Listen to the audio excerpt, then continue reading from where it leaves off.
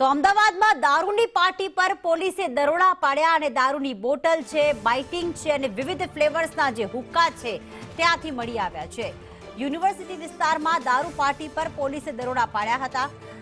વાસી ઉત્તરાયણની ઉજવણી કર્યા બાદ ધાબા પર આ યુવાન અને યુવતીઓ શરાબ અને હુક્કાની પાર્ટી માણી રહ્યા હતા। એ જ સમયે જે છે પોલીસ ત્યાં આવી પહોંચી હતી અને તમામ મુદ્દામાલ જપ્ત કરી લેવામાં આવ્યો છે। બિલ્ડરના પુત્રએ દારૂની પાર્ટીનું આયોજન કર્યું હતું। કુશલ શાહ નામના વ્યક્તિએ આ પાર્ટી આયોજિત કરી હતી, જેમાં 4 યુવતીઓ પણ ઝડપાઈ છે। દિવ્યા અમારી સાથે જોડાઈ ગયા છે। દિવ્યા, ઉત્તરાયણ અને વાસી ઉત્તરાયણનો પર્વ અને એવા સમયે દારૂની પાર્ટી, હુક્કા પાર્ટી ખુલ્લેઆમ કરવામાં આવી રહી છે, ટેરેસ પર કરવામાં આવી રહી છે અને એ પણ બિલ્ડરના પુત્ર દ્વારા।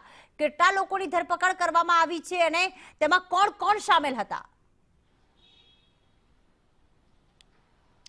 પ્રીતિ, ગુજરાતમાં દારૂબંધીની વાતો છે, પરંતુ કેટલાક લોકોની ઉત્તરાયણ તો દારૂ પાર્ટી વગર જ અધૂરી હોય તેમ કહીએ તો કોઈ નવાઈ નથી। અને તેનું જ આ ઉદાહરણ કે પાલડીના ગુલબાઈ ટેકરા પાસે નજીક આવેલો જે વિસ્તાર છે, જ્યાં એક દારૂની પાર્ટી ડીજેના તાલે રૂમી ઝૂમીને કરવામાં આવતી હતી। યુવાઓ દ્વારા આજે દારૂ પાર્ટીનું આયોજન કરવામાં આવ્યું હતું અને વહેલી સવારથી જ આ પ્રકારે પતંગ ચકાવીને એન્જોય કરતા હતા। તો આ નબીરાઓ દારૂ પીને હુક્કાઓ પણ જે પોલીસ તપાસમાં મળી આવ્યા છે, જેમાં અત્યાર સુધી 17 લોકોની ધરપકડ કરવામાં આવી છે, જેમાં પકડાયેલા તમામ 17માં મુખ્ય કુશલ શાહ જે આંબાવાડી વિસ્તારમાં રહે છે તેના દ્વારા આ પાર્ટીનું આયોજન છે તે કરવામાં આવ્યું હતું। તે પ્રકારનું સામે આવ્યું છે। સેન્ટેનિયલ વિસ્ટા એપાર્ટમેન્ટમાં ટેરેસ ઉપર દારૂની પાર્ટી કરવામાં આવતી હતી। પોલીસે દારૂની બોટલો અન્ય સામગ્રીઓ પણ જપ્ત કરી છે અને આ હાઈ પ્રોફાઇલ પાર્ટીમાં 16 લોકોની ધરપકડ પણ કરવામાં આવી છે।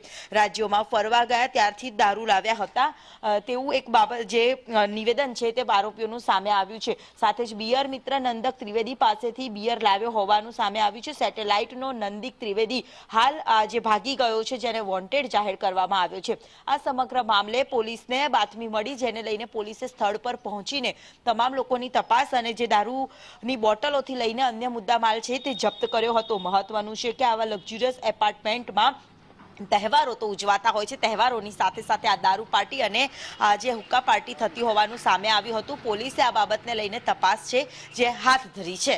આભાર। વધુ અપડેટ માટે દિવ્યા આપના સંપર્કમાં રહીશું।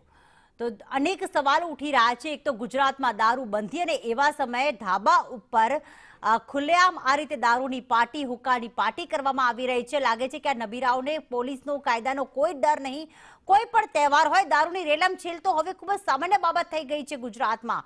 બિલ્ડરના પુત્રે દારૂ પાર્ટી કરી, તેનું એવું કહેવું છે બહારના રાજ્યમાંથી તે દારૂ લાવ્યો હતો। તો આખરે જ્યારે બહારના રાજ્ય પરથી ત્યાં ગુજરાતમાં પ્રવેશ કરી રહ્યો હતો ત્યારે શું ચેકિંગ કરવામાં નહોતું આવ્યું? આખરે હુક્કા આવ્યા ક્યાંથી? આ ગુજરાતમાં નબીરાઓ દારૂ પાર્ટી કરતા રહે છે અને પોલીસ દરોડા પાડે છે, પોલીસ દારૂ પકડે છે, પણ વારંવાર દરેક તહેવારમાં આ પ્રકારની ઘટનાઓ બનતી હોય છે। પછી તે દિવાળી હોય, ઉત્તરાયણ હોય, હોળી હોય, 31st ની ઉજવણી હોય, એ વખતે પણ કરોડોનો દારૂ તો પકડાય છે, પરંતુ આખરે આ દારૂ પછી આવે છે ક્યાંથી કે જ્યાંથી આ નબીરાઓ દારૂ લાવે છે?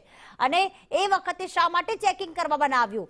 ત્યાં સુધી કે ધાબા ઉપર આ પ્રકારે ખુલ્લે આમ લક્ઝુરિયસ એપાર્ટમેન્ટમાં ના પોલીસનો કોઈ ડર છે, ના કાયદાનો કોઈ ડર છે અને ખુલ્લેઆમ આ રીતે દારૂની પાર્ટી કરવામાં આવે છે। શું બિલ્ડરના પુત્રને એવું તો નહીં હોય ને કે હું પૈસા આપીશ કે ઓળખ આપીશ તો હું આ રીતે દારૂ પાર્ટી કરી શકું છું, મને હક મળી ગયો છે?